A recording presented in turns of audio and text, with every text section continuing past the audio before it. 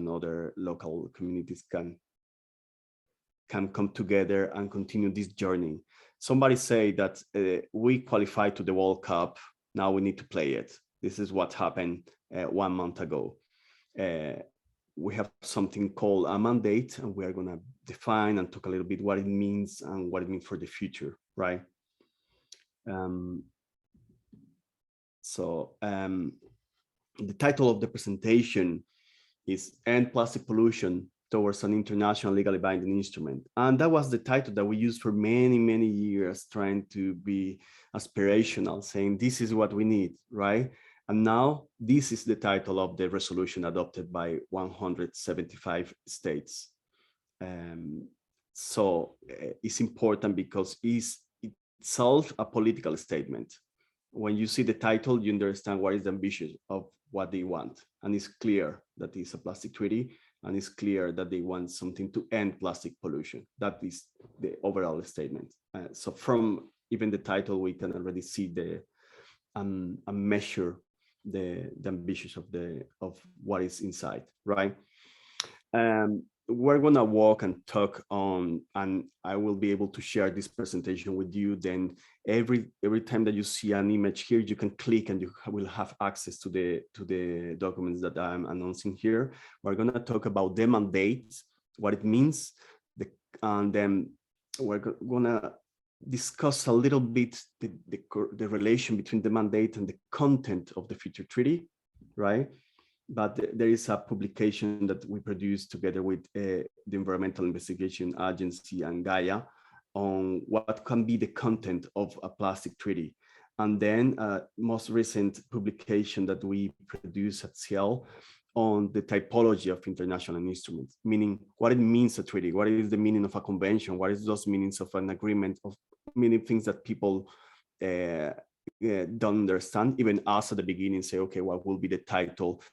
Is the title defining the content on or the legally binding nature or not? And also what can be the best shape or the best container to hold that content of the treaty in order to have something feasible but effective at the same time, and that apply almost immediately after the adoption and future ratification. So, but before that, I wanted to share with you, and I just realized that the title, I put the title in Spanish, but the content is in English. That is the different resolutions that were adopted at UNIA, because there are 14 resolutions that were adopted and that will be linked after to the plastic treaty.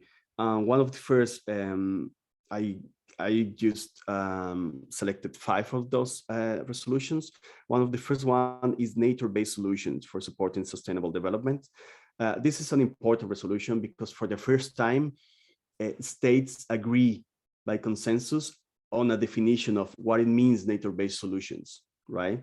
And also they recognize the potential of sustainable and some bio-based products, innovation and technologies that can result from nature-based solutions, but also recognize the potential risk associated with local communities and indigenous peoples.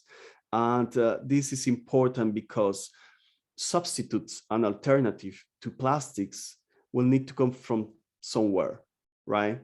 And we need safeguards to make sure that there is not a human rights violation or abuses, and that there are shared benefits. There are different aspects that need to be linked with what will be the future after and life after plastics, right? And then there is a second resolution on the sound management of chemicals and waste that again recognize and try to work and shape the question of sustainable consumption and production, and at the same time request UNEP and the World Health Organization to update an important report on endocrine disrupting chemicals that was released in 2012. So for the next UNIA, I imagine will be 2024, we're going to have a new version of this report on chemicals and endocrine disrupting substances. So there is a third resolution that was adopted to have a scientific or science policy panel on chemicals, waste, and plastic prevention. Prevention of pollution.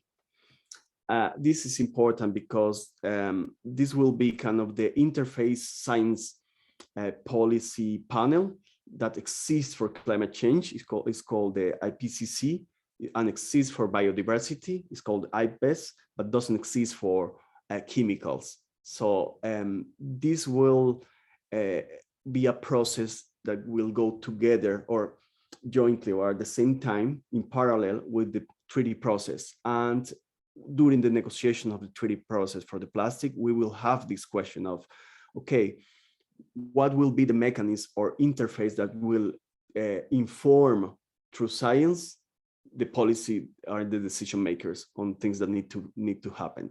We need an external one or an internal one for the specifically for plastics, or this one will be enough. So that discussion will appear in the next 2 years. And there are other resolutions that they don't have enough meat for, on my opinion, to talk, but it's important to have that in mind. One on circular economy and the other on sustainable and resilient infrastructure. As you know, there is a big portion of plastic that is used and will be used on infrastructure. And we have here one of the bad guys, that is PVC, right? So what it means, sustainable and resilient infrastructure, and what is the future of different polymers or resins like PVC. Now, the mandate. So there are different things that usually you have in a mandate, like the scope of negotiations. And the scope was defined in general and was a big discussion. And now is plastic pollution is the scope, including in the marine environment. And we have an example already in one international treaty that have this approach, and it's the UN Convention on Desertification. This is a convention that is global, is general, but have a particular focus on Africa, right? So here we will see a convention that will focus on plastic pollution on all environments, but will have a specific focus on the marine environment there. This is important to highlight. Then the legal nature is clear from the title, international legally binding instrument. Then the title after will be treaty, convention, covenant, but agreement, we will see, and that will be a discussion, but the title won't define the legal nature of the international instrument, will be the content. So the provisions will be, we're gonna have a legally binding instrument with both mandatory and non-mandatory approaches, or binding and voluntary approaches.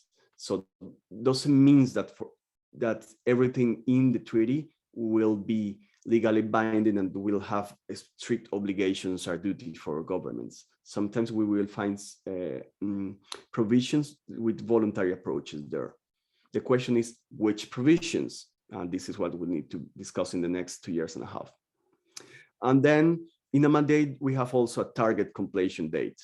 And for this treaty, the framework, the time frame is the first meeting will happen in the second part of 2022, and the last meeting will be at the end of 2024.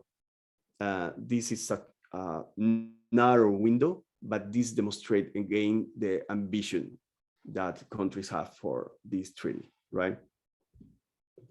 And then we get to something more complex, that is the timeline here.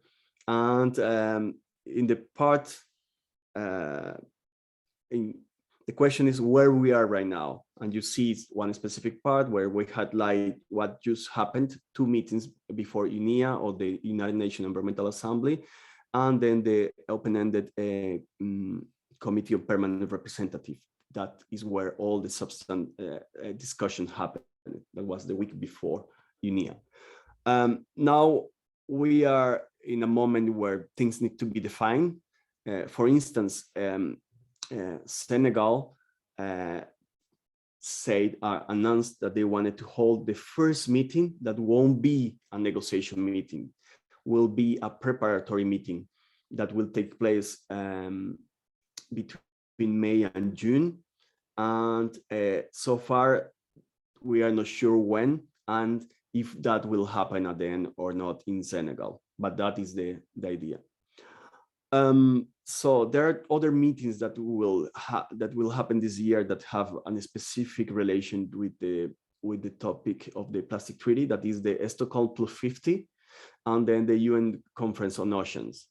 Those two conferences could be relevant for advancing this intersessional work on discussion to build consensus, to prepare kind of the sauce that need to be ready for the first INC that will happen at the second half of 2022. INC, Intergovernmental Negotiating Committee, that is the name of the body, and that will meet 5 times from now to the end of 2024 is what we have so far as information. And with the last meeting of the INC that will happen at the second half of 2024 is not the end. There is another meeting called the Diplomatic Conference, or Conference of Plenipotentiaries. That is the conference where the treaty is adopted and signed finally by the different member states. And this ceremony or this meeting will happen in the first part of the year of 2025. So those are dates that are important to have. The rounds of negotiations are important, will be between 3 and 5 days of rounds of negotiations, or that is in between those sessions, right? So just an overview on the mandates. We see inside of the resolution first that there is a clarity on the size and the severity of the problem on plastic pollution. There is a recognition that microplastics are included into the definition of what we understand as plastic pollution too. So then the question and the problem is domestic, is internal, but also there is a transboundary nature of the problem too. So it won't be we will find some specific provisions related to national circumstances and national competencies, but also some of the provision will be to deal with the transboundary problem, right? Then on the scope, we're talking about a full life cycle approach for plastics. And it's important to understand the word full because the question is when and where we start and where we end. And the beginning is exploration and extraction of fossil fuels or other materials that are the basis for plastics, to the end of life of plastics, right? So it's the full range of things and steps that happen in between them that will be covered by the treaty itself. And this is important to say, don't be confused with the term full life cycle of products, because this is a different exercise. It's a question more on the production and consumption side of a specific product and the resource energy and energy that needs a product. But this time, when we talk about the full life cycle approach of plastics pollution, is related to the different phases of the plastic whole cycle, and not just a question of plastic products itself. Then there is a need for complementarity. There is also a recognition of the ministerial statement that was adopted and discussed last September 2021, and the work of the AHEC, that was the ad hoc expert group that met for 4 times in the last 4 years. And there's a recognition that I'm sure that we're going to discuss that in the future on the of NGOs, the private sector, and also waste speakers, and their relationship with other international conventions, with the Rio principles, with the SDGs, and the question of the need of collaboration and means of implementation is important to mention. Means of implementation is technology transfer, financial assistance, and capacity building. And the resolution requests to the executive director of UNEP to do two things: to convene the open-ended working group that will be the group that will prepare the rules for the game, the INC, Intergovernmental Negotiation Committee, and then the forum that will be a forum that will discuss best practices that will happen back to back or at the same time that the first session or round of negotiation of the INC.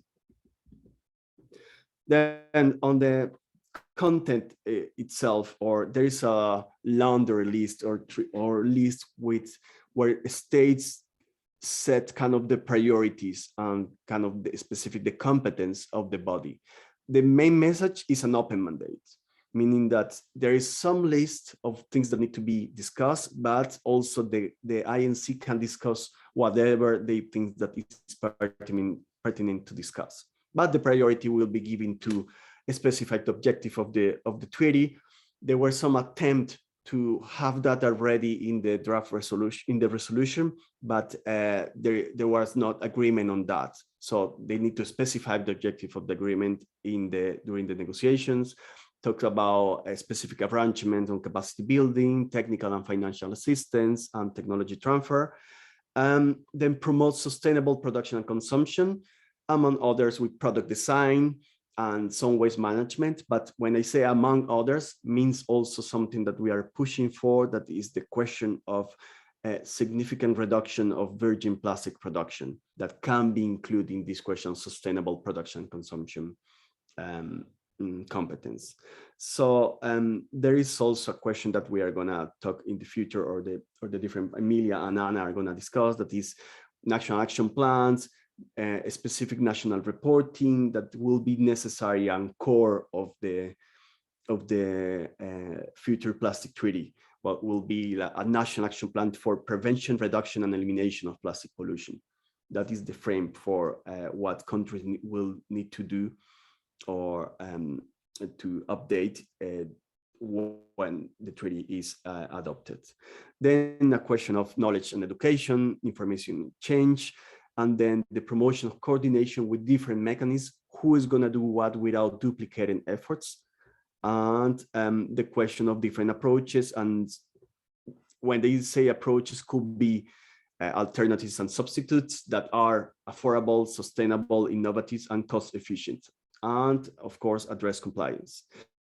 You will see out of the round of the circle some other topics that are more related to the also is more a wishing list, the things that the committee need to the INC need to consider also. For instance, the financial part with a dedicated multilateral fund, obligations, measures, and voluntary approaches. Flexibility will be also with the timelines, things that will be relevant for governments too, and a mechanism to provide this policy science and a socioeconomic dialogue, right? There are some other topics related to human rights, for instance, the specific mention to and recognition to the role of waste speakers, and also how to integrate and how the INC need to discuss on lessons learned and best practice that come from their knowledge on dealing with sorting, collecting, and recycling activities. Then traditional knowledge of local communities and indigenous peoples. On health, there is a link with the different conventions, and also on the part of product design, there will be a question on additive, of course, and the toxic-free ideal of plastics, right? And the Rio Declaration with the specific principles that relate to public participation and to other topics that are relevant for us as civil society. And I guess I already talked 20 minutes, and I guess I'm gonna top here, and if there's something I can continue and complement the other presentations. Thank you. Thank you so much, Andres. What would it be without you speaking on human rights? I like that, because that is one of the things that, you know, shapes Andres' background, you know, human rights, incorporating sustainable development. So that was really fantastic. I have so many burning questions, but I'm going to hold myself. I've written them down. I highlighted. You should see my desk right now. I'm just going to quickly go through the chat. There isn't any pressing question in the chat group, unless someone in the audience has a question. Please raise your hand if you'd like to speak. We'd love to hear your voice and see your face. Sorry, something just happened on my screen. It popped up. I'm telling you, after 2 years of using Zoom and being online, things keep popping up. You see all these videos that are funny online about being caught doing something weird while your video's on.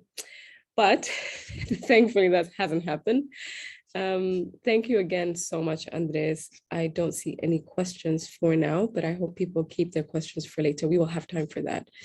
And now I will move forward with Anna to introduce Anna Lehosha. Anna is she's the executive director of Nipe Fagio. Nipe Fagio in Swahili, for those who don't know, means give me the broom. It's a civil society organization that was founded in 2013 with the objective mainly to turn Tanzania into a replicable example in the pursuit of sustainable development and in East Africa, within East Africa, and also holding playing a part in the global conversations when it comes to sustainable development, living clean and healthy lives, and basically encouraging community members to grow into becoming clean economies. Mainly how Nipe Fagio goes around doing that is by data gathering, policy advocacy, and through their action, several actions throughout the year, constantly busy. Nipe Fagio is constantly busy doing, engaging in environmental issues. And the whole idea and the whole goal is to achieve systemic change. More about Anna herself. Anna is a zero waste implementer. She's a plastic activist. Don't mistake it by thinking that she actively walks around encouraging for plastic bottles, and you should see Anna's face when you have a plastic bottle in your hand. Yep. So she actually is an advocate for reducing plastic from the production side all the way to disposing of plastic. She participates in local, regional, and global networks with the goal of trying to bring in the voice of Tanzanians and South American voices. She's Brazilian by her background, so we could see that, you know, she's bringing these Southern hemisphere conversations into environmental issues and sustainable development. Anna strongly believes that COVID-19, which I agree with that, has forced us to recognize the inequality that exists in the world that we live in. COVID-19 has affected people differently, coupled with the environmental issues, it's basically an eye-opener. I'll stop talking about you, Anna. I see you're blushing too much. But Anna will be running us through the 4-year trend policy. Sorry, not policy. She's gonna run through the 4-year trend of plastic pollution in Tanzania. Nipe Fagio does several beach cleanups and waste and ban audits throughout these 4 years. And she will take us through the plastic pollution that has impacted the Tanzanian community. Anna, over to you. Karibu. Thank you. Thank you, Gina. Hello, everyone. Thank you, everyone, for being here. Let me share my screen.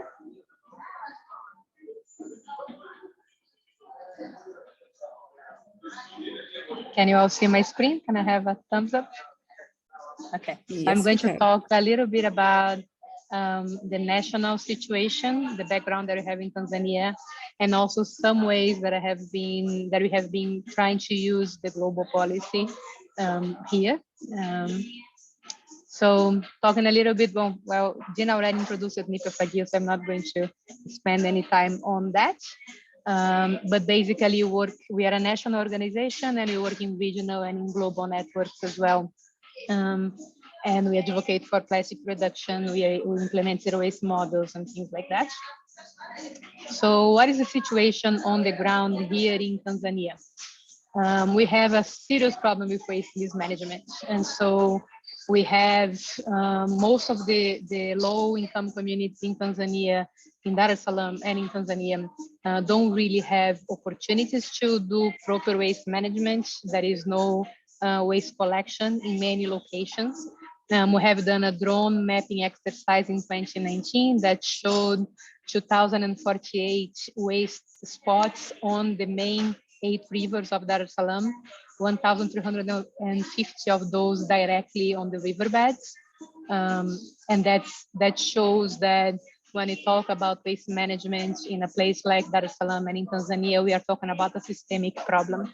That's not just because people want to dump waste on the rivers, it's because they don't really have an alternative to that. Less than 40% of the households are estimated to have any access to waste collection in Dar es Salaam, and more than 70% of the Dar es Salaam's neighborhoods are unplanned and therefore underserviced. So basically in images, that's how it looks like. So these are 4 different rivers in Dar es Salaam, the bottom one being the Msimbazi River, which is basically the main river that we have here. And you can see how that in the situation is. And when we talk about low-income communities and we talk about waste management, you also need to remember that the fact that the communities are unplanned, that means that you can't really pass, for example, a truck in the middle of these roads. Many times the roads are not there, the infrastructure is not there, and all of that. So, sorry. We also have done lots of illegal dumping mapping. So this is one map that shows 9,452 trash points, and we are talking about large amounts of waste in the grounds of Dar es Salaam. So when you talk about climate, so it's impossible to not mention waste when you are thinking about climate. There is an assessment that has been done here specifically in Dar es Salaam by C40 on greenhouse gas emissions. And one of the things that that assessment has shown is that 40% of all the greenhouse gas emissions in Dar es Salaam come from waste. And you can see that on the graph on the left side of my screen right now. And from that, about 46% of that is solid waste, as you can see the graph on the right. And so basically waste is the main contributor of greenhouse gas emissions in Dar es Salaam. And so it's important for us when you talk about climate, when you're talking about the climate crisis, to also address waste and waste management. And so what is the waste that we are talking about? As Gina mentioned, we have released recently a national report that has both the results from 2021 waste and branch audits, but also has a 4-year trends analysis. And one of the things that you can see from this graph here is that about 76% of all the waste that we find in the environment in Tanzania is plastic waste. Oh, sorry. Going back, 76% of all the waste is plastic. So everything that you see on this graph that has a line on the left, a yellow line, that's all different kinds of plastic. And 42% of all the plastic waste is branded. And so we are talking about plastic above everything else, which is obviously a problem. When you go and analyze a little bit more what that means, we are talking about 75% of all the waste consistently along 4 years of surveys, 75% of all the waste that we collect from the environment in Tanzania is locally produced. So we are talking about local companies producing products that we basically cannot manage the packaging for. And then 25% of that is foreign waste. And if you want a breakdown, you can see that we have LGP, PET, HDP, so several different kinds of plastic being produced by these companies in the form of packaging, mostly.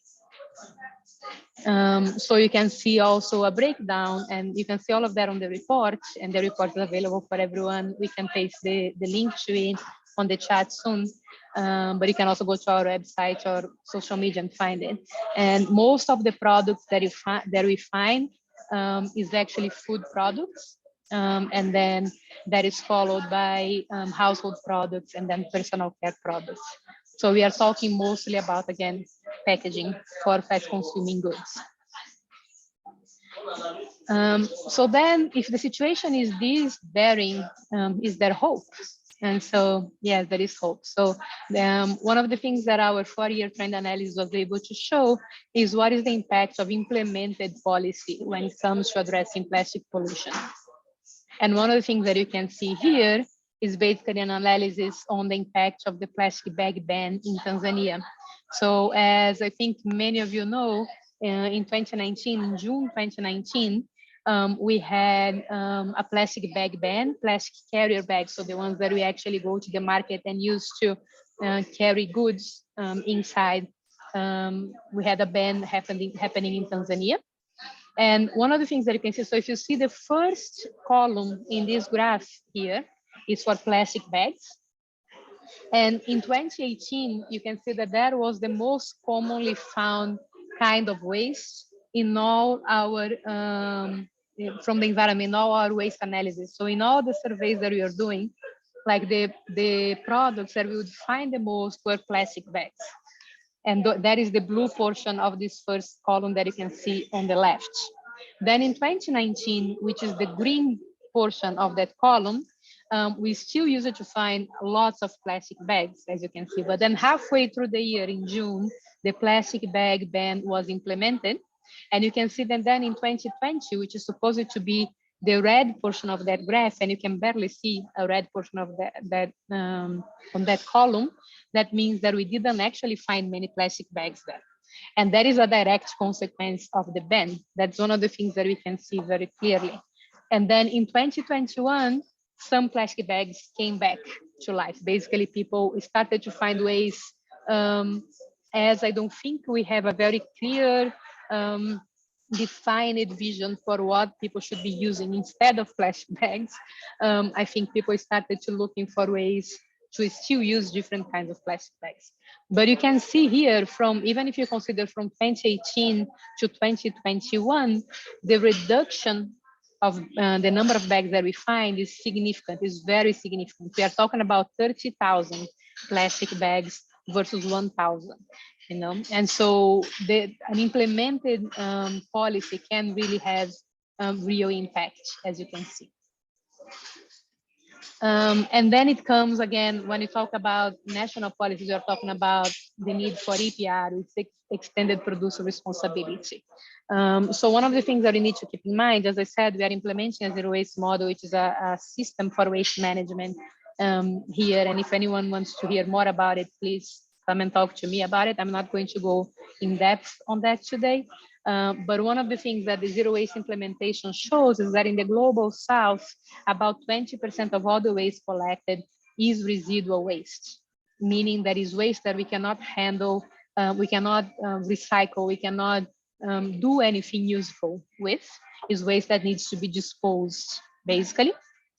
And so regulating packaging and production is actually key to be able to regulate that kind of waste, which is mostly single-use plastic. And to do that, it's impossible to do that without addressing the fact that producers need to be accountable for what they are putting in the market. So from, again, the national reports, when you go and analyze a little bit, what you see, these are the main companies basically producing waste in Tanzania. So the main national companies that are producing waste that we find in the environment. They will say they're not producing waste, they're producing products, but their products are the ones that are generating the waste and the packaging that we find. So those 10 of them here, and we have some, for example, Coca-Cola is a global company as it is, but they have operations in Tanzania. But the two main companies are Mohammed Enterprises, which is MTL, and Baresa. And they together, these two companies are producing about more than 50% of all the waste that we find in the environment consistently, as you can see through this, and we have more details on that on the report. So when you go to the global analysis on that, then the Global Justice now in 2018, they did an analysis, and what they found out is that 69 of the 100 largest economies in the world are companies and not countries. We are talking about companies that have higher revenues than many of the countries that are here in the global south, here in the African continent. And so we need to make sure that these companies are actually accountable for what they're producing, because they have better means to do that than we have as countries. And so basically, what is our role as an NGO or civil society in advocacy? And that these are some of the roles that we have been playing. One is to develop efficient models and bring them to action. The zero waste model is one example of that. Again, if anyone would like to hear more about it, please let's come and let's talk. We can also survey solid waste management, which we do consistently, and produce reports, because then those reports can inform the government, can help in decision making, and can increase accountability. That's why we do waste and branch audits.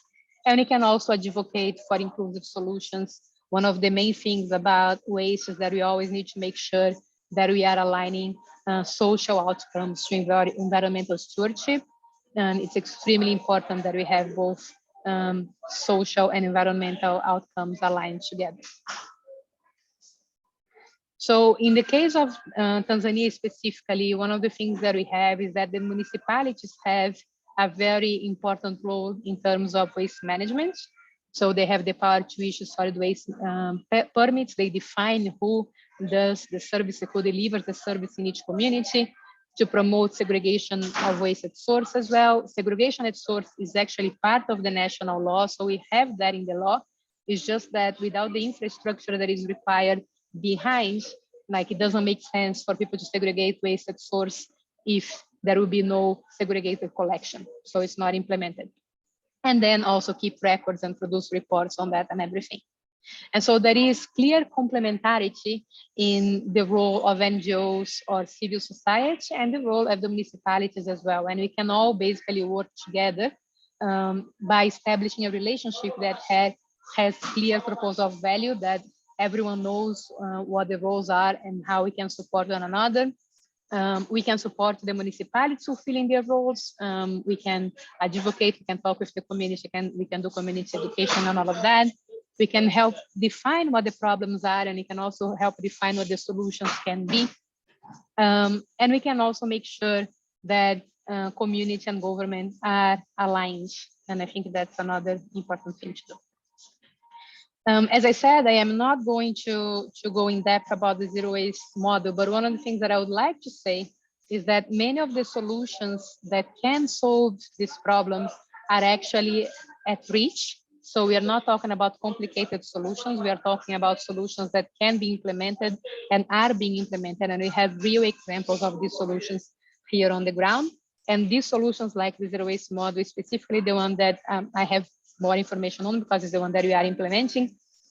We have a 75% reduction in waste to dump sites, which means that we are handling locally 75% of all the waste.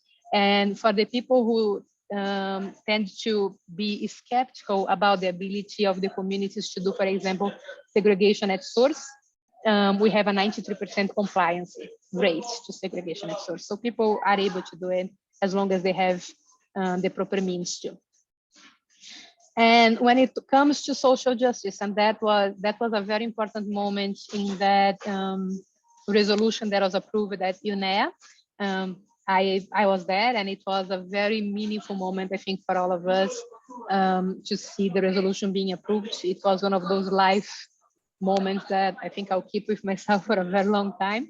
And one of the things that we were able to do is include a line on recognition of waste, informal waste management players, which includes waste pickers and waste cooperatives, into the resolution, and including them not just as the people who are supposed to be involved in the waste management, but also as a source of knowledge on how that should be happening.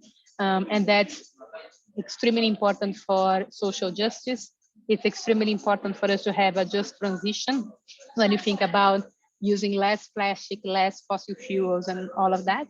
And it's also important for us to promote practice-based knowledge. We are talking about people that have been doing the work for a very long time, that have a lot of knowledge on how that is done.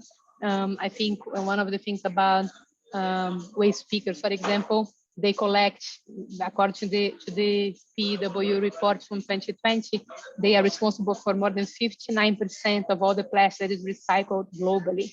So without waste pickers, we wouldn't be recycling almost not even half of everything that we are recycling right now. And the waste cooperatives are extremely important as well to transition, to ensure the just transition, and to transition the informal sector into the formal economy without overburdening them with taxes and all of that. So all of these, some of these are the reasons why it's so important and so, I think, such a significant moment to have the waste, the informal sector included into the UNEA resolution. And then there is a whole lot to do in terms of the work that we are doing here in the country. We have just actually registered the first waste cooperative in Tanzania, and that registration has just happened, and that opens a door for waste management cooperatives to actually be able to service neighborhoods and completely change the way the sector operates. So some of the things that we are pushing for here, again, segregation at source, cooperatives to have mandates. Again, segregation at source is already in the law. It's about creating the conditions for that to be implemented. Cooperatives to have mandates. We have just registered the first cooperative, so the door is open now. And then waste pickers to be recognized as essential workers as well. So in terms of the plastic treaty in relation to all of that, the way that we see that is that the plastic treaty is basically an opportunity to use the global policy to influence local contexts. So one of the things that we need to do here in the country is advocate for the domestication of the global agreements. There will come with the plastic treaty.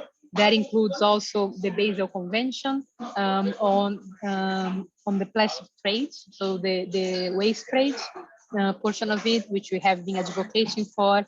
So these global policies, when they have a good, a positive text and a positive mandate, what we can do is basically make sure that they come to the country and they get domesticated into the national context.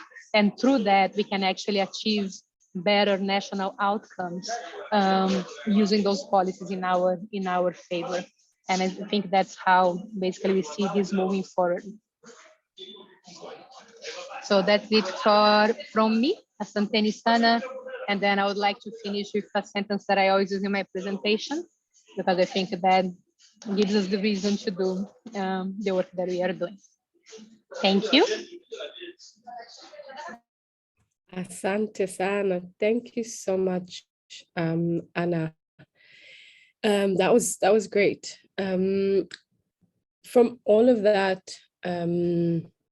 I think my question would be, I always, when I hear plastic and waste management and my role as a society member, what would your advice be in how can we reduce our own consumption? So for instance, we all know Tanzania, you cannot drink tap water. So you rely on buying plastic water.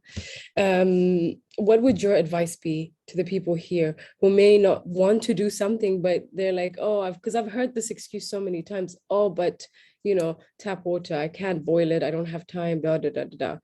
What would your advice be? What is your go-to? What do you do?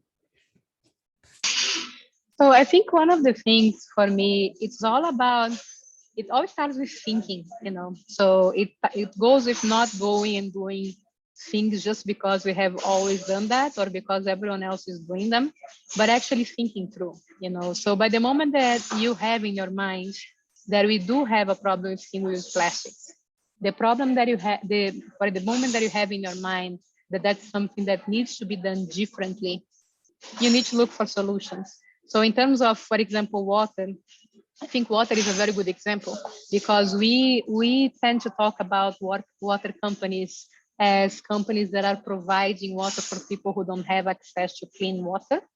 And that is just not true. Basically, they are providing water for people who can pay for bottled water. But water companies are not producing water because nobody can produce water.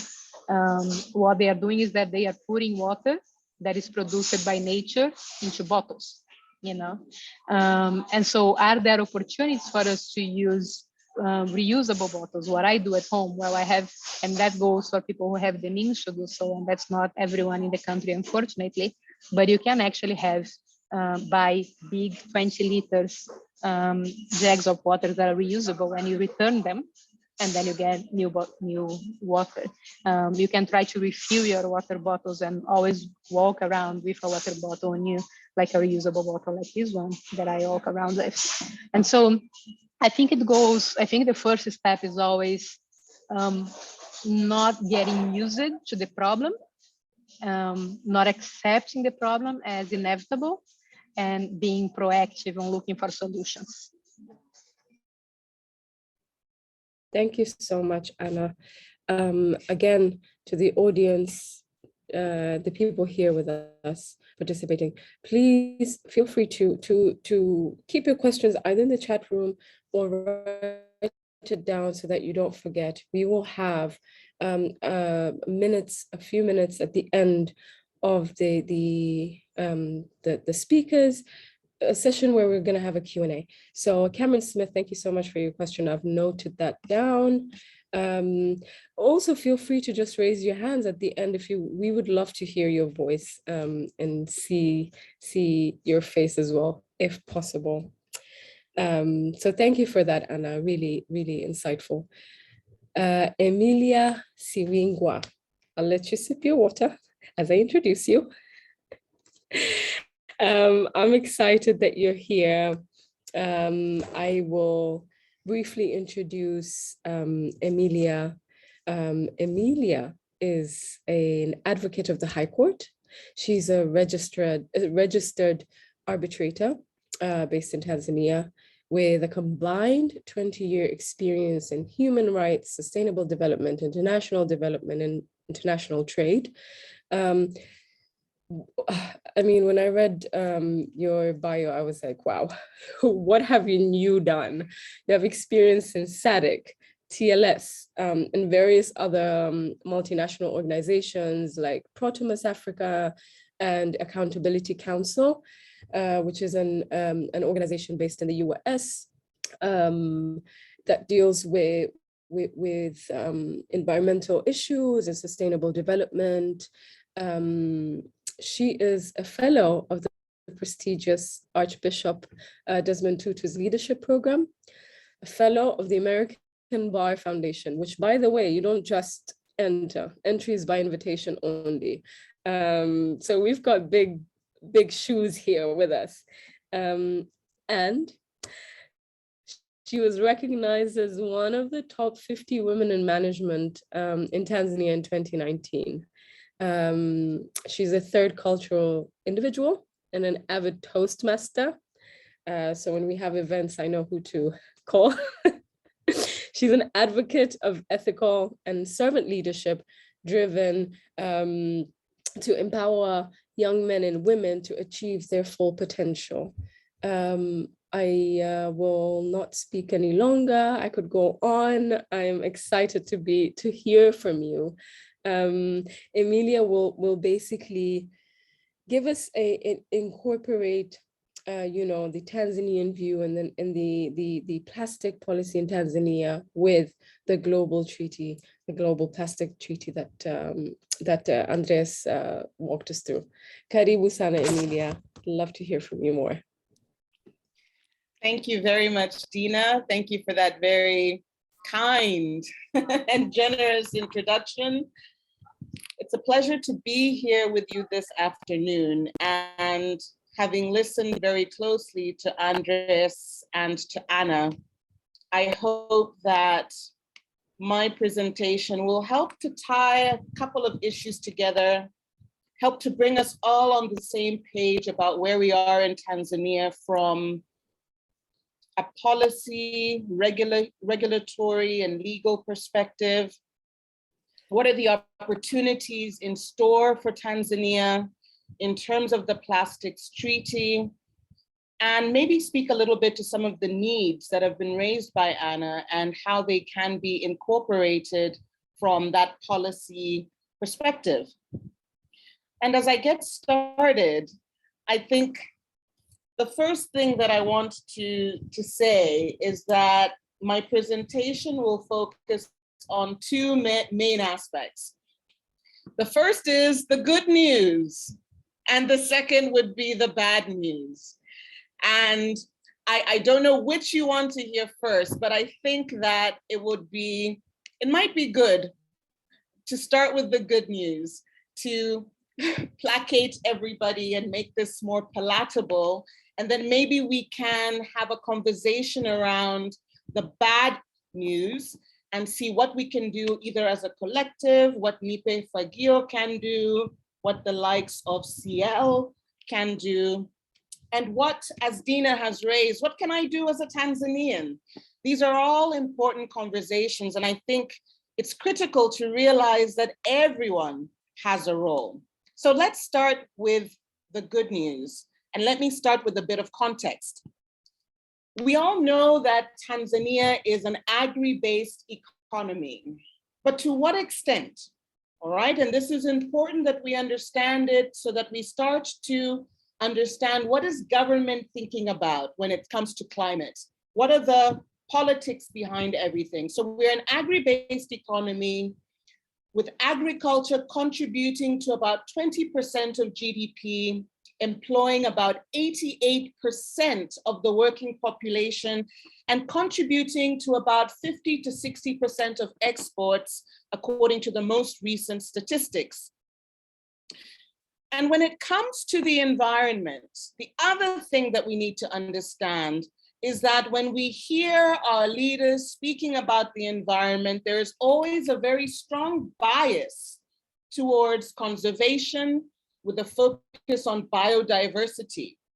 And we hear a lot of reference, particularly to the hospitality industry. How does this affect tourism in Tanzania, with tourism contributing about 9% to our gross domestic product? So when you hear people speaking about the environment, about climate, whether you're reading a newspaper or watching a news broadcast with a minister or somebody who has been given a mandate to do with the environment, these are usually the issues that are brought to the fore: the agriculture, biodiversity, tourism. I hope we're together and we're all in agreement, because when I speak about the bad news, I want for you to understand where we're coming from. Now, more good news. Tanzania has legislation, clear policies and strategies that speak to environmental issues, starting with the Environmental Management Act, which provides a justiciable right. What does that mean? It means I can go to court and open up a case, I can sue you, I can sue a company, I can even ask for an injunction for something to stop from happening. So the Environmental Management Act creates a justiciable right to, and a duty to ensure clean, safe, and healthy environment. Okay, now this was further amended, and I think Anna alluded to this in 2019. We introduced a prohibition of plastic carrier bags regulation to this act, and it criminalizes importation, exportation, manufacture, sale, use, possession of single-use plastics. In addition to this law, we have a national environmental policy, strongly worded. It recognizes that the lives of Tanzanians are intimately connected to the environment.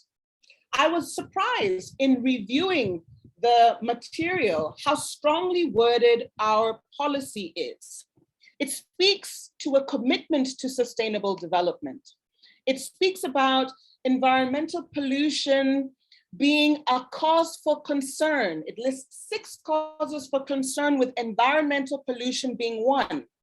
There's a specific mention to the Rio Declaration on the Environment and Development, or known as Agenda 21. It speaks to issues of consensus, coordination, integration, and fostering government-wide commitment. Isn't that good news? In our national environmental policy, no need to amend that, no need to request a new policy. We even have a national climate change response strategy that speaks very clearly to the issues that I have mentioned, and even makes specific reference to the Paris Agreement and to the SDGs. Excellent news. Politically, particularly under the current administration, there has been different narratives and rhetoric in the past, but at the moment, climate change is recognized to have an impact on industry, specific focus on hospitality and tourism, discussions around climate resilience. There's a recognition of the link between environmental protection and the economy. Dar es Salaam is one of 13 African C40 cities through which mayors in over 100 different cities around the world are collaborating to deliver urgent action to confront the climate crisis.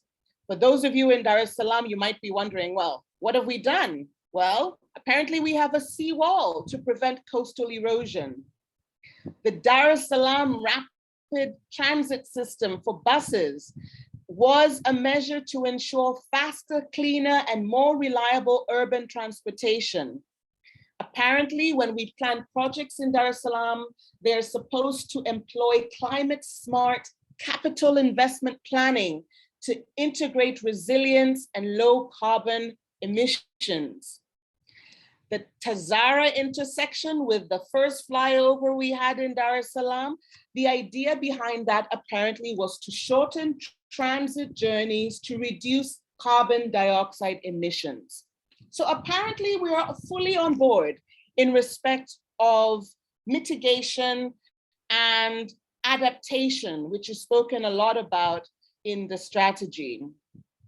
We have other legislation that speaks more specifically to biodiversity issues, and I'll leave that, but we also have governance structures, including the National Environment Management Council. And within the Office of the Vice President, we have a Strategic Objective Team Secretariat. And of course, we have a Minister of State responsible for union matters and the environment. I don't quite know the correlation between the two, but that is where the environment has always been placed. And at the moment, Honorable Suleiman Jaffo is responsible for that portfolio. This is all great news. In addition to that, Tanzania is a fantastic global citizen in that we love to ratify agreements, we participate at the global stage, we are active in the East African community, in the Southern African Development Community, in the African Union. We are present within the United Nations and its various agencies. we come across as a fantastic global citizen. All fantastic news. Now, where does the bad news start to come in? Well, in the first place, in international law, there are two kinds of states: dualist states and monist states. What's the difference? Monist states, such as Germany, automatically recognize international treaties as soon as they have been ratified by the country. It becomes national law and it can be applied by the courts and recognized as such. And in fact, local laws can be nullified in favor of an international treaty. Then you have dualist states that state that even if a country ratifies a treaty, that means we say we have accepted the treaty. Dualist states require a domestication process. Dualist states say that we don't quite recognize that international law until we make it national law. Tanzania is a dualist state. We do not automatically recognize international treaties. So that's where the bad news starts to creep in. It's that if we get to this plastics convention, for it to be recognized in its entirety in Tanzania, we would require domestication. And in Anna's presentation, you saw that domestication of that and other international agreements will be critical going forward. That's a key problem because Tanzania does not have a good history of domesticating international treaties. This means that even though you have a right to a clean, safe environment, as I stated earlier, you may not always have the ability to make reference to an international obligation when you're seeking redress. You can only seek redress if the law has been domesticated. So that's the first aspect of the bad news. More bad news comes in when you look at other aspects of how we have responded in terms of the climate conversation. We seem to say one thing and we don't always implement what we're saying. This can be viewed in some of the infrastructure development projects that we are currently not only implementing or creating an enabling environment for, but actually promoting. And these would include such things as, if we're looking at the oil pipeline coming up between Uganda and Tanzania, when you look at this massive hydro project that is going to affect biodiversity in Tanzania, which we've spoken about being one of the key priorities, both from the government perspective and if you look at it from a political perspective. So we're not always the champions for the environment. Now, what can be done in light of this? In light of the fact that the Plastics Convention will not automatically be recognized domestically, the fact that although we are saying one thing, we are sometimes moving forward with a different narrative, evidenced by the projects that we are promoting and advancing. The single-use plastic ban, I think, provides a good precedent of strategies that can be considered going forward.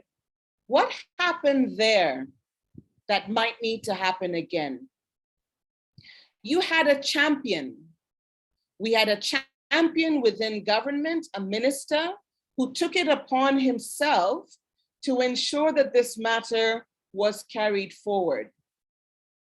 This is important because when it comes to legislation, there are two routes that we can follow in Tanzania. The first being a bill that can be introduced by a minister or the Attorney General The second route being a private bill, which can be introduced by a member of parliament who does not hold one of those portfolios. In this case, you had Honorary January Makamba, who introduced this process and championed it from start to finish. A champion will need to be identified, whether that's in the form of Minister Jaffo or whether that's in the form of another member of parliament, but you're going to need to identify a champion within government who is going to assist not only to move this within parliament, to be able to domesticate the issue, but somebody who can help to get the narrative, the discourse happening at national level. That's key. Why is that? Because civil society does not always have that space to move and create momentum in these conversations. And so it will be important that you have a champion. The other thing is, I believe that we will need to tie these needs that have been mentioned by Anna to a compelling local narrative, perhaps that actually alludes to a livelihood issue, something that resonates so strongly, not only with Tanzanians, but with the politics of the day. Whether we can link it to blue economy issues and how this affects fishermen, whether we can link it to other aspects of the things that Nipe Fagio has witnessed in Dar es Salaam and in other parts of the country, but a compelling narrative that can create that momentum for Tanzanians and that will resonate strongly with government to get that champion going. These are all important things that can happen. So in my estimation, in conclusion, I see that there is opportunity. I think that the good news is fantastic because the policies and the legislation is ripe to ensure domestication of a plastics convention. I forgot to actually mention that the policies and legislation speak to international cooperation. So in fact, Tanzania has already made sure that we are in a position to recognize international cooperation, including treaties. So that is great news. And I feel that the good news far outweighs the bad, but you need a champion and we need to create compelling stories. Back to you, Dina. Wow. Thank you so much. I mean, listen, you said that I spoke so highly of you, but that delivery, goosebumps, I tell you. Sorry, I just realized that my camera was off. But thank you so much for that. Wow, you've really put everything in perspective, and for us to think about what we can do on the ground. So this would be a question that would tie for all of you actually all together. What can we do to advocate for instance, Emilia, you said that we need to have a champion, right? We need to have a champion in the government. A few months ago, Anna and I had a session and we had Ben Paul speaking on waste management. And people some of the audience members were confused as to how we got a musician involved in waste management. What are we doing and all of that? But where I was standing in particular, it seemed like he was championing in his own way. And he actually has done, and he mentioned to the audience that this is the work that I've done in environmental issues and waste management, and it kind of gave them that aha, now it makes sense, your involvement. But what can we do as me, Dina, in my normal day-to-day life? How can I champion for, no, I see Ben Paul has done such great work in championing for environmental policies. How can we push for him to be in there, to stay in the government, to push for our voices? Because he can do it. So that question will be directed to all of you or whoever can answer. But since Emilia, you brought up that point on finding champions, if you could kick us off with that, that would be fantastic. Thank you very much, Dina. You know, one of the things that I like to say is we all have a sphere of influence. People who actually respond to us for a variety of issues. It could go down to, this is my fellow mosque member, this is my church member, this is a women's group that I'm a part of, this is my Rotary group, my Toastmasters group, but we all have a sphere of influence, people who we can influence in terms of their thinking and in terms of action. So when it comes to you and I, that's anybody. You can start from home. If you're a student, that's at school. If it's your workplace, but we can influence people and how it is that they respond to environmental concerns, whether it is, as Nipe Fagio does, recommend the segregation of waste. You know, we can teach people how to recycle waste. I mean, these are things that I believe are within our purview, our ability, our capacity. So long as we can be committed, so long as we're willing to be that role model in that respect. Now, in terms of the champion that I was speaking about, is that if we really want or we need policy change, a policy shift, or even if we require a new response from government, because it's wonderful to have written policies and laws, but it's a very different ballgame entirely when it comes to implementation. That is where you need a government champion. And that's what January provided for the ban on single-use plastics. Without him, and unfortunately, I think it also cost his position, but without him, we would not be where we are today. We would not have the regulation, and we would not have seen the kind of national action that we saw. People immediately became scared to even be seen with plastic. Businesses almost overnight went from using single-use plastics to other forms for packaging. This is what is required. You need to have that kind of commitment from government. And what I want to be able to say is that what I'm seeing in the past year is that you have a government that is approachable. You have an administration that's willing to discuss issues of international cooperation. And I believe right to the highest level, meaning Her Excellency, the President, that these conversations can be broached and in means for integration and promotion and further discourse can actually be had in the political environment that we have today. So if you can get the president to champion your cause, Anna, that's the best start for you. And I think that you're actually in a position at this point in time in Tanzania to get a champion in the president herself. Back to you, Dina. Oh, sorry. Speaking muted again. Thank you so much, Emilia. Sorry, let me just see who is Anna. Did you unmute?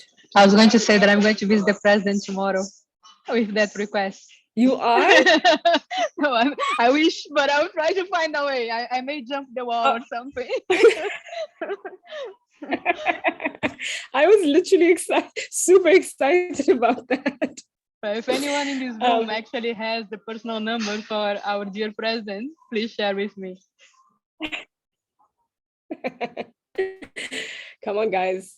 We know you're here. You can help us out on this one. But first, before we dive into the questions and answers, the Q&A session, I'd like to thank you all for your presentations and for your insightful information. For the people here, the audience, please ask. I know I'm saying audience like it feels odd. Participants, the webinar participants, I'll say that. If you have any questions, please feel free to drop it in the chat box, or you can just raise your hand and I'll go ahead and you can unmute and speak when it's your turn. But the first question that was received by Cameron Smith. Oh, I see Nirere has raised a hand. Fantastic, Nirere. Just give me a second. I'll ask Cameron Smith's question. I wrote it down here somewhere. What is happening? I'm organized, I promise. It's just Thursday. Okay, so Cameron says that the agreement, this is in relation to Andres' presentation, and he said that the agreement does not define any substantive parameters for the binding treaty. Does this raise the possibility that the final treaty will be toothless and contain no hard targets for recycled content, reuse models, or waste trade? Or did the negotiations which produced the agreement suggest the shape of the regulations which will be written into the treaty? I hope that question was clear, Andres. Would you like to go ahead and answer that?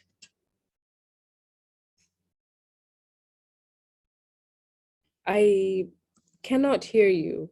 Thank you. Am I the only one? Perfect. Thank you. So there are many questions in the question itself.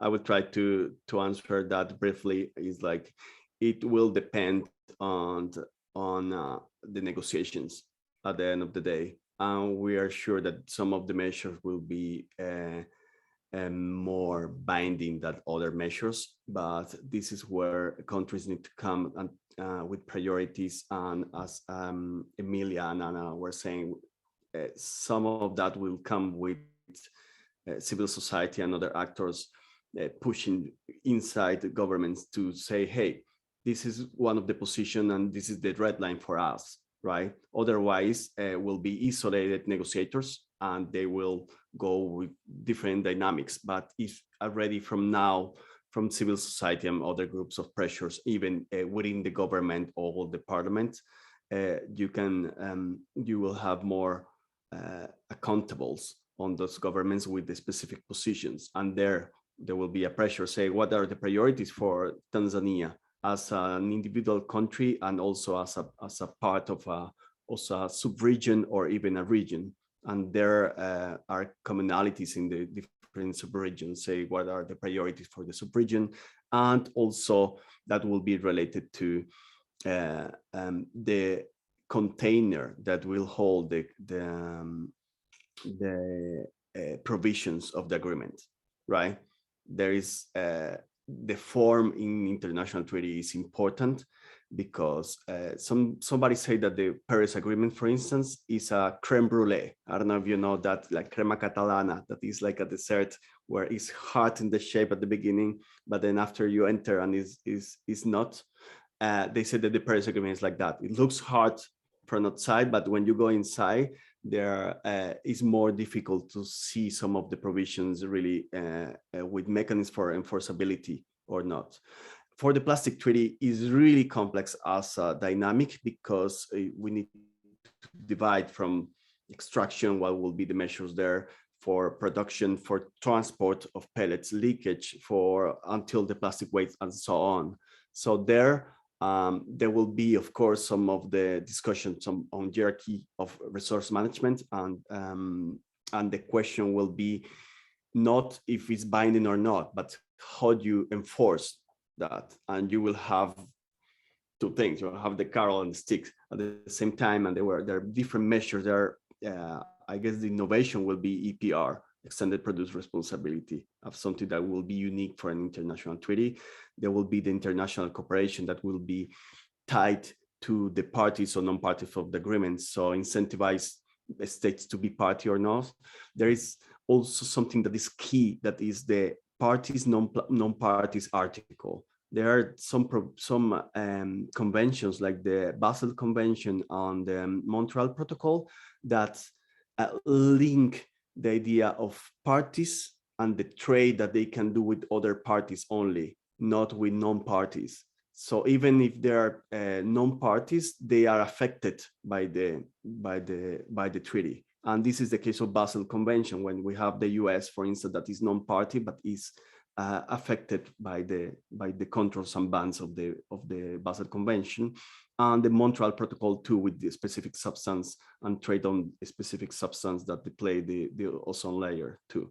So there are some provisions there that will be key to have it. to incentivize and also force for more widely ratification. But for the mandatory and non-mandatory, on toothless or not, that will depend on how much pressure we do at the international, but key is at the national level. So states go with ambition, and it's not like saying, yes, this is an ambitious treaty. It's about reporting, but no enforceability or no incentive or no different measures. From Seattle, for instance, we produce a report on taxation of petrochemical companies, right? They gain millions and trillions of dollars of profit every year. And if we have a tax of 0.05% of the revenue, we can already establish a multilateral fund that have some means for implementation, and that can go to waste management, that can go to different aspects to support just transition of waste pickers, and so on. So there are different legal and financial tools that need to be combined there too. And as Emilia was raising also the point of the legal possibilities to the convention to adapt quickly without the need to internal domestication or ratification all the time. So the Montreal Protocol, one of the key features of this multilateral agreement is that there are two mechanisms to adapt or update the convention. One is the amendment, that is the normal way how you correct and make sure after that internally there is a domestication process that happen at the Congress or the Parliament or so on. And there is the adjustment that is different than the amendment. The adjustment doesn't need internal ratification. It's only the parties that decide that, and is done as a deal. So this is something interesting that gives flexibility and dynamics to and of course the question of annexes, appendices, protocols or not, that will help countries like Tanzania to kind of choose which of one or the topics are more prepared than the others, right?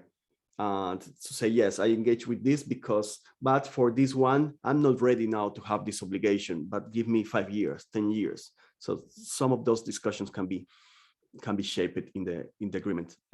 So the national data, as Anna was mentioning, is crucial there too, to say this is what happened, this is the reality on where we are right now, baseline assessment. This is the reason why we need specific thresholds on recyclable rates and reusing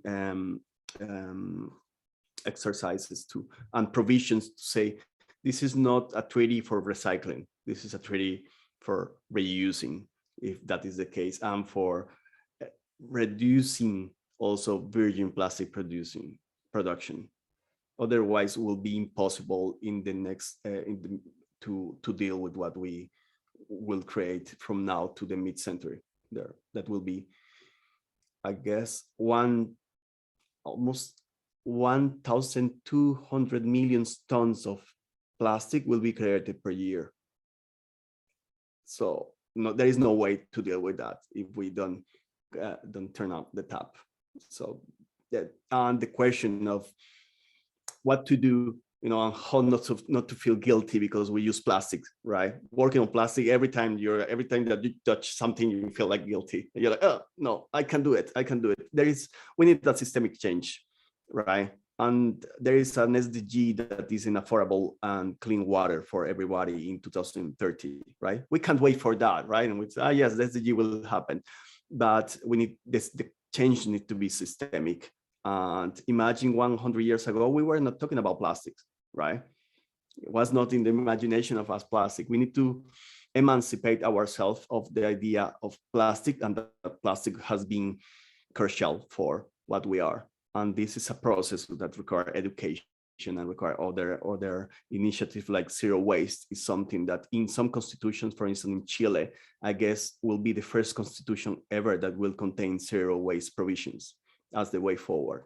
So let's hope that will happen. This is on discussions, but just to give you an example that also can inspire political and internal changes too. Thank you. I'm sorry if I also connect the dots with other topics. No, that's fantastic. Thank you for that pointer. It's always nice to have like live examples of what's happening, you know, best case scenarios. There's actually a country doing that. So thank you so much for that. Cameron, I'm not sure if you, your question has been answered. Please just, I don't know if you're able to unmute to let us know yes or no, or just type it in the chat. Sort of answered. I guess what I was aiming at is, if I imagine most of the people here accompanied what happened at COP26 in the last few days with the wording about coal and fossil fuels, and it was watered down, and then it was watered down, and then it was watered down, and I was amazed. I mean, you know, I'm amazed that even something got into it that was mentioned at all. Anyway, and so my concern would be, you say there's a binding agreement, but you could have a binding agreement that says every country has to make its own national action plan, and there's no requirement for that national action plan to have any substantive content. It could just say that, hey, we like plastic, and we'll think about using a little bit less of it if we feel like it. You know, but you write it in a plan, it's you pass it in the National Assembly, now it's a plan. And I'm not familiar with, I've worked with WTO kind of negotiations a long time ago, but it was much more, you know, I had kind of thought that out of UNEA 5.2, you would get some kind of thing that said, you know, there would be minimum targets, and the minimum targets will go up every 2 years, and some kind of concrete ratcheting effect. And my concern is that when this comes, you're going to have, you know, retail and food distribution industries and, you know, plastic products producers who are, you know, at the moment in the UK, they're lobbying very effectively to water down national legislation. And you'll end up getting something that is a treaty and it is legally binding, but it's so light that, you know, it's kind of a missed opportunity. I think that was my concern.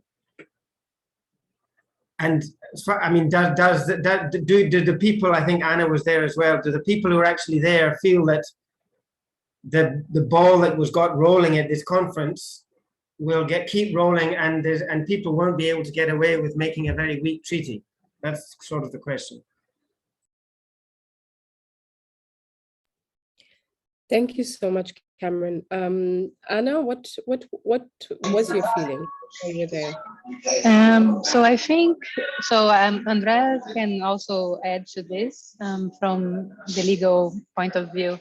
But by being there, what I thought and what I felt, I was there at UNEA 4 and I was not at UNEA 5.2. And I found a completely different environment in both. In the resolution that was being discussed, we actually had an engagement that, like, the resolution, the negotiations are quite long and quite tedious in a way. Like, we spent hours discussing if we should have one word or another word in a sentence. And several times you don't even understand why that word matters too much, you know. So it's a complicated process with many countries chipping in.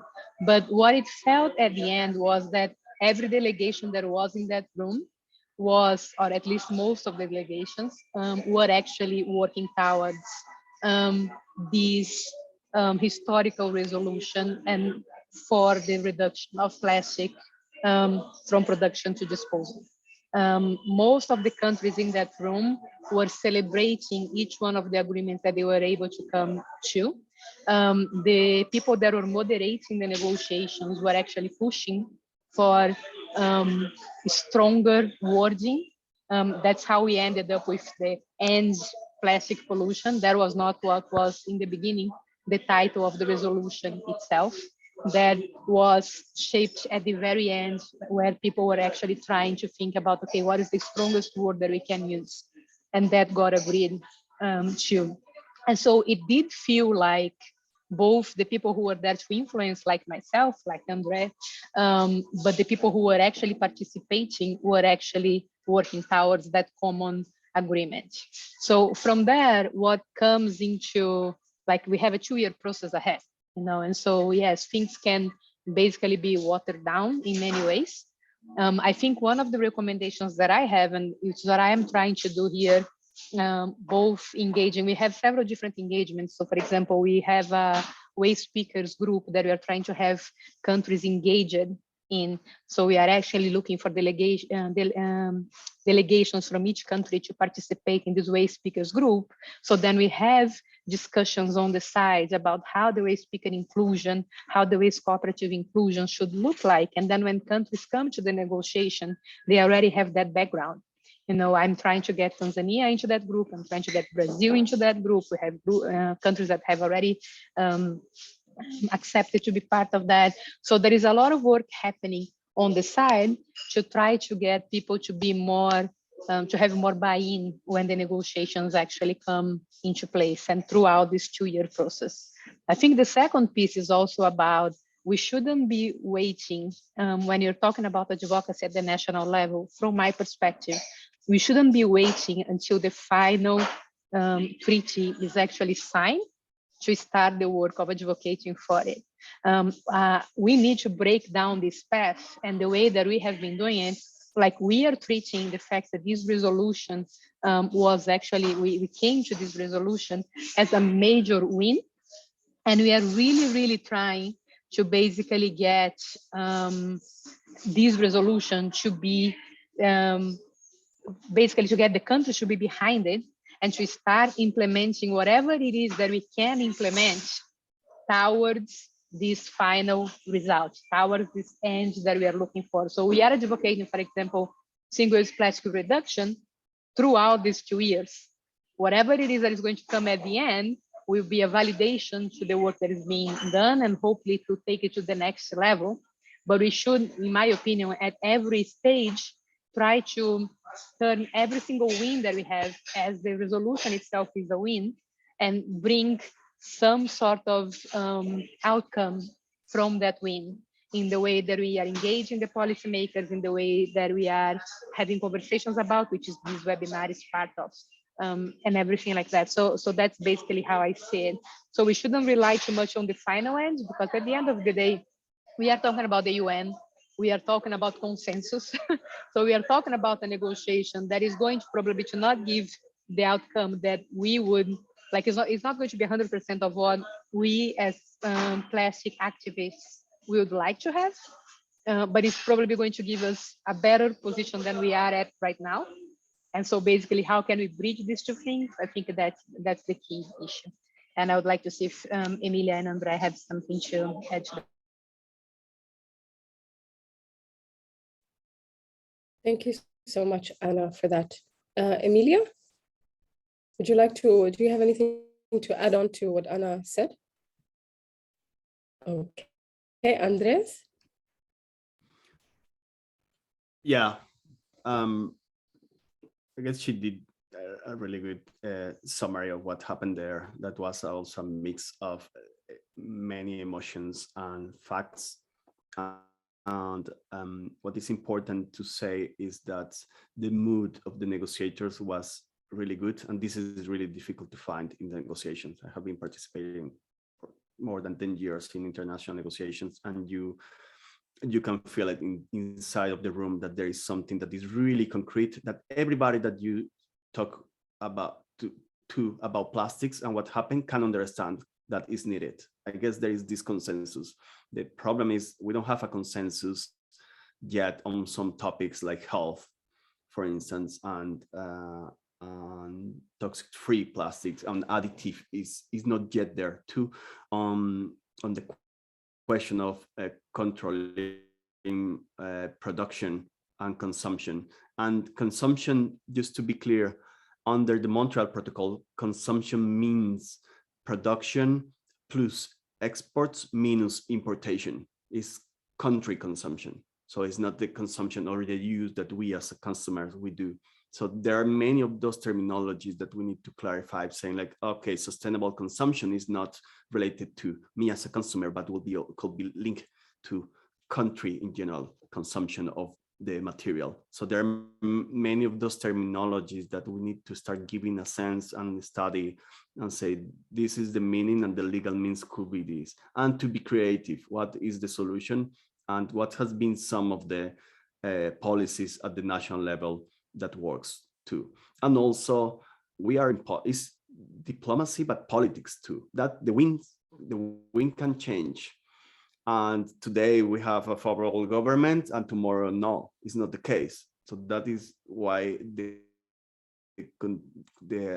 reliability on continuing the work little by little can change things. Working with opposition parties too on the topic is not just working with allies, with also how to work with the others that can be in the government in 5 months. And the deadline is 2024. If you think on the US, at that time they already have been choose a new president, and we don't know who is coming, but that will be the government that will sign or not the treaty in the first part of 2025. So all of those dynamics will play there because it's politics too.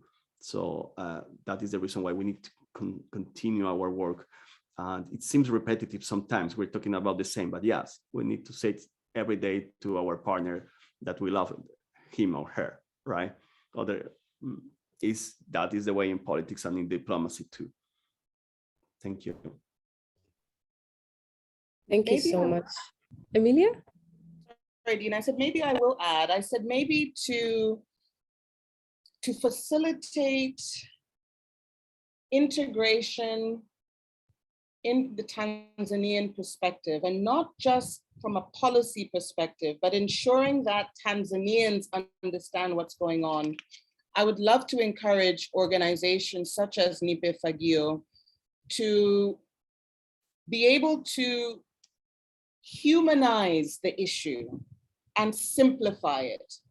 Because a lot of times people just think, they're just making noise about an issue. And people don't always recognize how it impacts them personally. And this is where storytelling might need to come in. We need to have people who are able to tell a narrative that resonates strongly with Tanzanians so that they too can be your champions.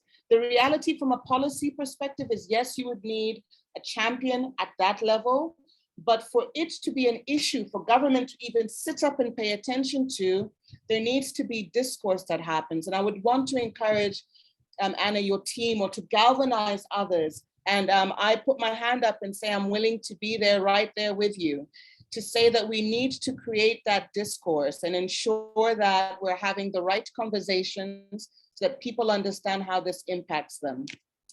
In addition to that, I think beyond that, to talk about, well, Emilia spoke about all the policies and legislations, and I've just posted them into the chat.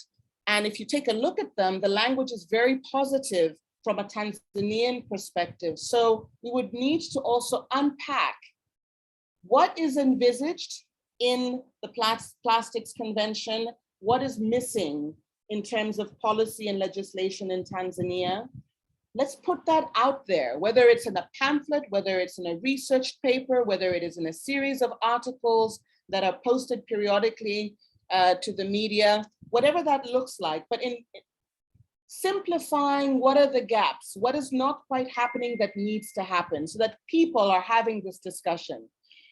And then let's utilize available technologies that people are using to have conversations. Right now, Tanzanians are using Clubhouse every day, for instance, to have conversations that are meaningful to us on a regular basis. There are rooms such as Kumekucha, where every morning you have 1,000 people. When you look at the numbers, it's astounding.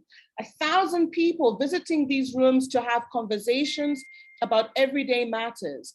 How can we plug into those platforms?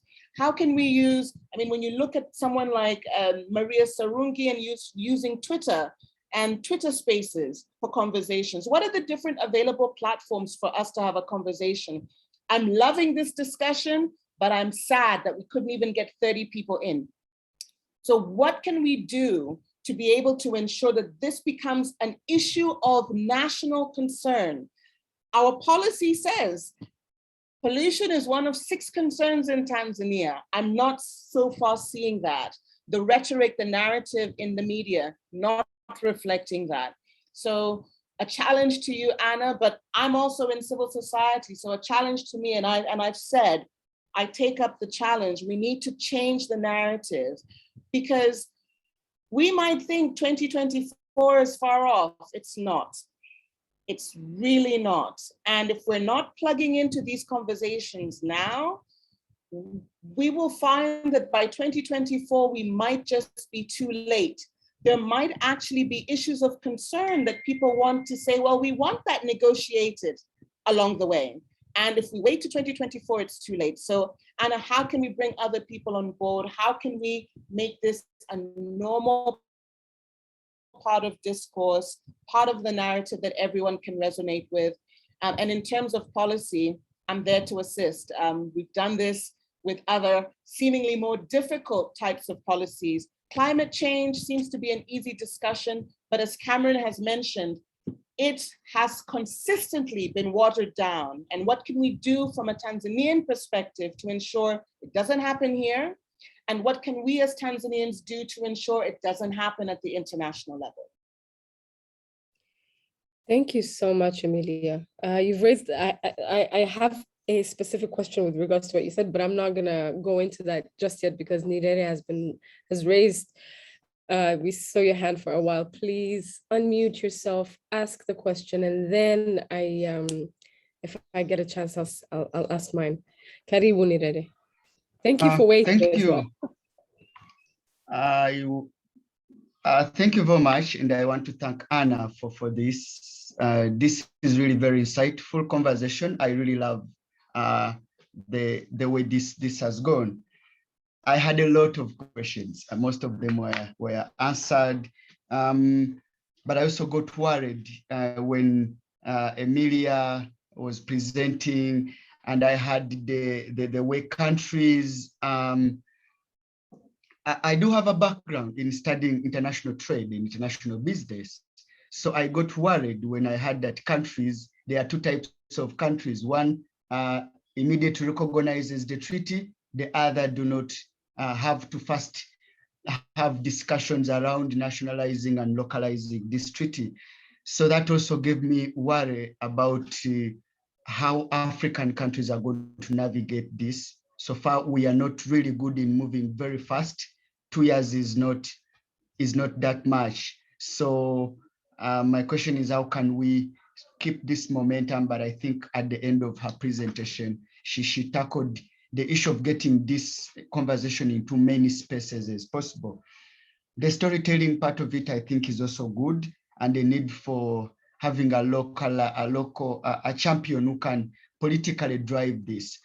But also my other worry is around the trade in plastics and the way corporations are handling this treaty and are responding to this treaty. Our work basically in Uganda has been more of exposing the way these corporations have been doing work and have failed to actually achieve their own commitments. And then comes in the issue of trade, the recent trade deals and trade conversations that are going on around things like the Africa Continental Free Trade Area. It's a policy that has been ratified just recently in Kigali. Now, I was very lucky that in 2015, when they were beginning these conversations, I was part of the group that was in Nairobi. And I saw how African countries were very, very slow actually to their own work to meet in 2018 to ratify this Africa Continental Free Trade Area. And many topics were touched actually. Countries are still up to today discussing the same policy on how best for them to be part of it and have it implemented well in the regional trade agreements like the East African Community. So we do have a lot of these blockades when we now bring in the global plastics treaty. So how best are we going to speed up this process and also get the best response? But also in a trade perspective, we need to see how the treaty is going to tackle the issue of trading in plastics, whether imports, whether exports, what is plastics as a commodity and what is plastics maybe as an item or as a product part. We need to see that the Global Plastics Treaty offers an opportunity to detail this, because the trade policies like the Africa Continental Free Trade Area did not have these details in a way that they can shape local policy in local policies that can be implemented around stopping people to be trading in plastics, but also have corporations be more accountable for their business actions within the industry, and also the future of the fossil industry. I see the Global Plastics Treaty offering us a more opportunity to have this addressed than the other policies that came along. So how best are we going to merge these conversations into the treaty now that we have 2 years to do this? A lot of questions. I don't know. I also missed some. I would request we have this conversation back again. Anna, please. Thank you very much. I will approach maybe via emails to ask more to Andreas and Anna and Emilia. Thank you very much. Thank you so much, Nirere. Who would like to take this first? Who's going to go for it first? Emilia, Andreas, Anna?